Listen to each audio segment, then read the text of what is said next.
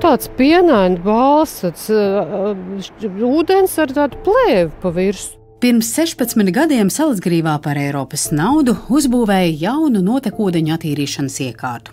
Tomēr vietējie iedzīvotāji novērojuši, ka modernā iekārta ar notekūdeņu attīrīšanu netiek galā.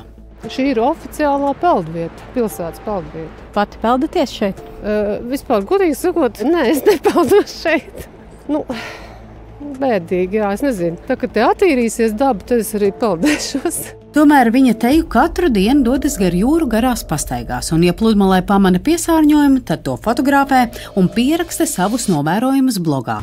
Jā, kur tad te bija? Tāds pienains balss, ūdens ar tādu plēvi pa virsu. Ja būtu saule, tad, man liekas, tad atspīdētu varavīksni krāsa. Viņas prāt piesārņojums rodas tāpēc, ka pašvaldības uzņēmuma Salacgrīvas ūdens attīrīšanas iekārta nedarbojas tik efektīvi, kā bija paredzēts projektā. Kā galveno problēmu viņa min to, ka notekūdeņus novada grāvī, nevis caur slēgtu kolektoru dziļāk jūrā, kā sākotnēji prasīja valsts vides dienests. Beigās pašvaldība uzrakstīja vēstuli ar tādu žēlabām, ka nav naudiņas.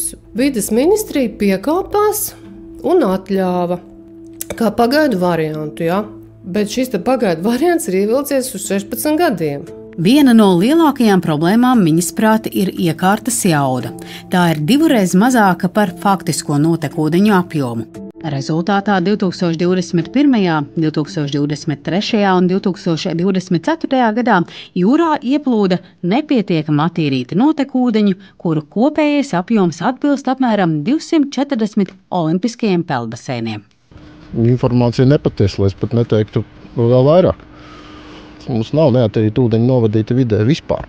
Krūmiņš noliedz, ka iekārta nespēja tikt galā ar slodzi un uzskata, ka oficiālie jaudas mērījumi nav precīzi. Viņš arī stāsta, ka atteikšanās no kolektora izbūves jūrā bijusi saistīta ar pārāk augstām izmaksām.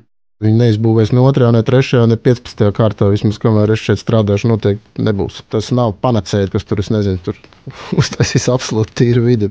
Kādēļ Salacgrīvas pašvaldība naudas taupīšanas dēļ uzbūvēja tādu notekūdeņu attīrīšanas iekārtu, kas joprojām piesārņo vietējo pludmali?